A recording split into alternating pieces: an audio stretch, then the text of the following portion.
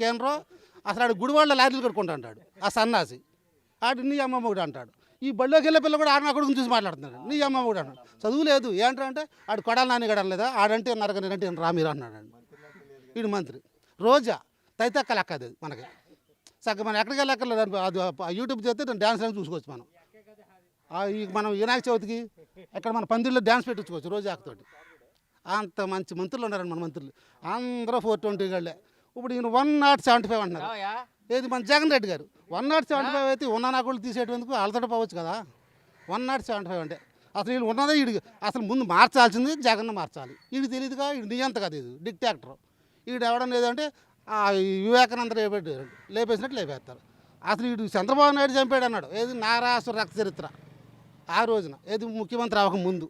మరి ఇప్పుడు వీడు అధికారం వీడి చేతిలోనే ఉందిగా. మరి చంద్రబాబు నాయుడు వివేకానంద రెడ్డి చంపేసి అరెస్ట్ చేయొచ్చుగా. అవినాష్ రెడ్డి గారిని అరెస్ట్ చేస్తున్నప్పటికీ ఢిల్లీ వెళ్ళిపోతాడు మోడీ గారి దగ్గరికి. అయ్యా నన్ను ఏం చేయొద్దు, నీ కాళ్ళు పట్టుకుంటాను, ఏదో చేయండి అంటే ఆడాగిపోతున్నాడు. వ్యవస్థలు మొత్తం నాశనం అయిపోయిందండి. ప్రజెంట్ అయితే నీతికి న్యాయానికి అలా చేయగల ప్రభుత్వం ఏదైనా ఉందంటే అది తెలుగుదేశం ప్రభుత్వమే.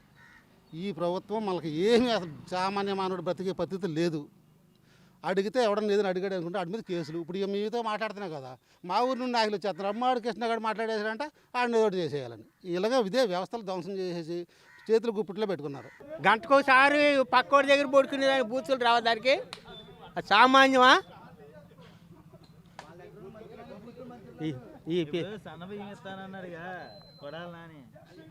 పోరాడు జనం ఆడిని ఎత్తావా మళ్ళీ నువ్వు కొడాలి నాని. ఆడు దొంగ నా కొడు. రాజకీయం చేసేవాళ్ళు పెద్ద వాళ్ళు అందరు దొంగ నా కొడుకులండి. ఎవడైనా కానీ కాక పెద్ద దొంగ నా కొడుకులాడు. వాళ్ళకి తోచి తింటాకి తప్ప పెద్దలను చూస్తాకి లేదు. అలా ఉంది పరిస్థితి. ఇప్పుడు మీ ఊర్లో వైసీపీ వాళ్ళు ఉన్నారు, టీడీపీ నాయకులు ఉన్నారు. మీకు అందుబాటులో ఉన్న నాయకులు ఎవరు? తెలుగుదేశం. ఎవరెవరు? ఎవరంటే పెద్దలు ఉంటారు కదా, గురుమూర్తి యాదవ్ గారు. ఇప్పుడు ఆ ఎలేజా ఉన్నాడు. ఆ ఎలేజీకి ఇక్కడ బడక ఆ ఎలేజీ గుడ్డు మూసుకుని ఎటు కూడా అదలేడాడు. ఎడిపోయాడో కూడా అదలేరు. నేను గడప గడప తిరుగుతున్నానని చెప్తున్నాడు. ఆడు ఏ గడప తిరిగాడు? గోపాల్ యాదవ్ గారు మీకు అందుబాటులో ఉంటాడు. ఇప్పుడు మంచి ఎత్తి అనేవాడు రూపాయలు ₹10 పెడితే చాలు. రూపాయి పెట్టక్కర్లే మనకి. ₹10 ఆడు జంగి ₹10 మనకు పెడితే చాలు. ఎట్ట కాదు కానీ ఇదేమ్మ ప్రభుత్వం పోగా అసలు ఇదేం ప్రభుత్వం అర్థం కాదు. ఎక్కడన్నా నా బోటోడు కుదపలిసిన ఉంటాను నేను. ఈ రోడ్డు శుభ్రంగా పోయింది సత్యనారాయణ పోతే ఈ కుక్కలాయలతో దుండేస్తున్నాడు అలా జోడుకు. నువ్వు పోతున్నాడు మా ప్రభుత్వంలో అని. ఆ పోసిన రోడ్డు కూడా దున్నేస్తున్నారు. మీరు చూసారో లేదు. ఈసారి టీడీపీకి ఎన్ని సీట్లు వస్తాయి అంటారు?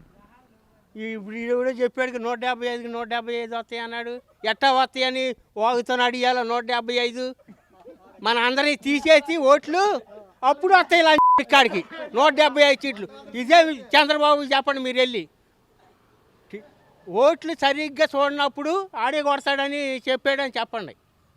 నేను చింతలపూడిలో అడుగుదామని చూసా, మరి ఖాళీ లేదు అసలు. అడిగేదాన్ని అంత లోనకు కూడా పోతాయి జనం. అంతలేని జనం వచ్చారు. మీ ఉద్దేశం ప్రకారం టీడీపీకి ఎన్ని సీట్లు వస్తాయంటో, వైసీపీకి ఎన్ని వస్తాయి? 60 రావచ్చు వైసీపీకి వస్తే. టీడీపీకి కొట్టే పొజిషన్లో ఉంది. ఆయన స్వార్థం కోసం, ఆయన స్వలాభం కోసం ఈ రోజున జగన్మోహన్ రెడ్డి గారు ఆయన ఐటీ మంత్రి తీసుకొచ్చాడు. ఈ రోజున ప్రపంచం మొత్తం విశాఖపట్నం చూసి ప్రపంచం మొత్తం విశాఖపట్నానికి ఒక స్థితిని కేటాయిస్తే ఈ రోజున ఒక్క ఐటీని తీసుకురాలేకపోయాడు. ఒక ఐటీ అంటే ఏంటో కూడా తెలియదు ఆయనకి.